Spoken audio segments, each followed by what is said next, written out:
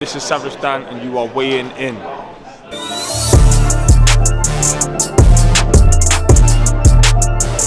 Yes, weighing in with the one and only savagedan.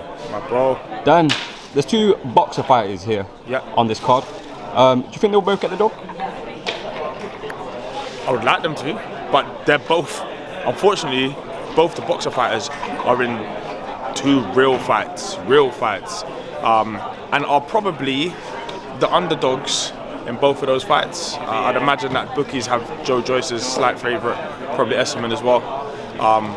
Winnable fights that they believe they can win. Antwi and Parker, both full of confidence, think they can win.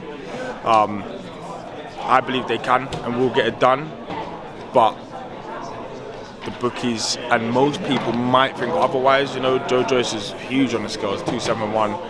Parker came in his heaviest as well, 255. The thing is, you can see the case for both arguments, why Joyce wins and why Parker wins, and the same for Antwi and Essuman. That's a proper good fight as well. So yeah, I'm gonna go out and say yes. I think the boxer fighters go on an away day and leave with the 3 points, but it's not one of those ones where I'd be surprised if it didn't go to plan. What's the key in the main event for Parker, your man? Is it box and move, or I think it's boxer. I mean, look, Joyce throws more punches than any other heavyweight. That's a worry, but it's also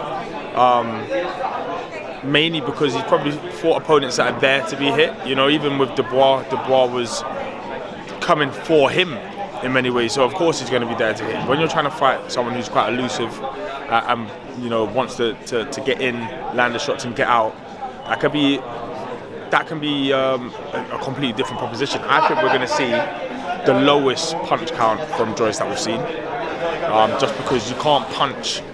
What's the point in punching if someone's out of range or if someone's moving too much? It should, in theory, make you a little bit more gun shy than you've always been. So yeah, if Joyce isn't going to change his style. His style is his style. He's gonna come forward, look to land bombs, and pretty much you'll get the same Joyce in round 1 that you will in round 12. Whereas Parker will look to land his shots, dance. No, it's not. Dance. Basically, not necessarily pot shot, because he's heavy as well. He wants to land his shots. He wants to hurt him, but I think he has to take it round by round.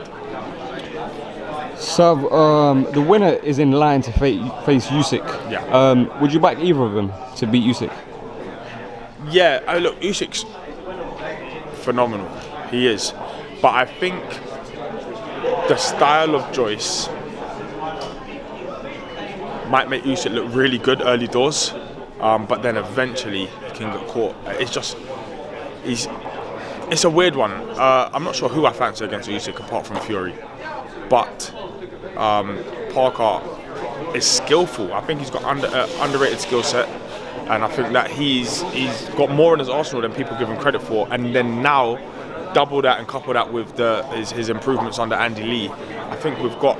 Look, none of those are fights where Usyk's going to dominate. Someone's almost kicked the light over. None of those are fights where I feel like Usyk's going to win, 128 to a 108 decision.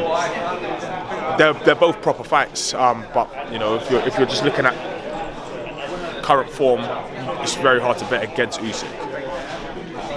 This morning, the Gypsy King was calling out both Uysk and Joshua, screaming at them, calling them sausages. Listen. Who do you think it makes more sense for him to fight? Should he go ahead with the Battle of Britannia, or should he go and be undisputed? Do you know what? I think it's weird because you'd assume the ball is in Fury's court. He can either go and be undisputed. I don't think he's had all the belts, but he's not been undisputed. That would be a major motivation for me. But it might not be for him. Now, if that's your motivation and you chase, you get Uysk. But if your motivation is legacy fights or money fights, then you go after Joshua, I think. I'd like to see both those fights. I'm not sure what way I'd prefer it whether he fought Joshua first and then Usyk or whatever it is. But you know, look, I want to see him fight Usyk and Joshua. I think it all depends on his motivation for why he wants to fight on, whether it's to nick some more money, to absolutely put it to bed that he is the best in Britain, or to be undisputed. Dan, we're 3 weeks away from the next chapter of EubankJrBenn. It's the Sons. Can you remember the first one? And Yep. do you think it will be as brutally entertaining as that one?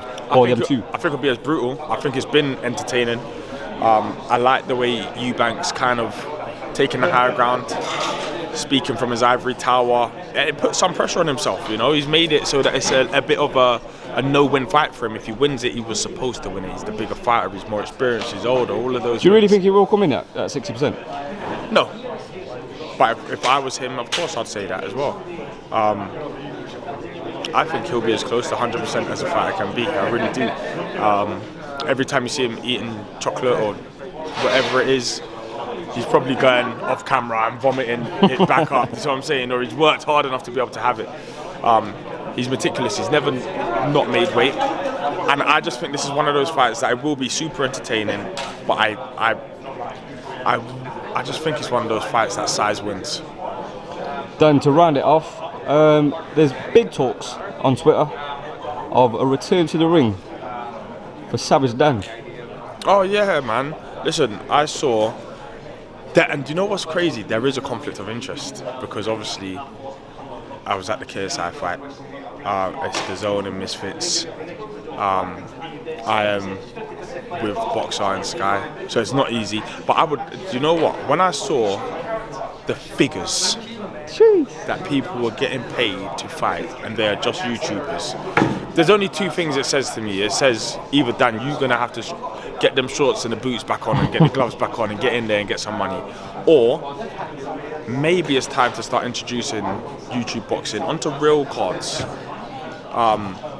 Sells well, does good viewership, does good figures, makes sense.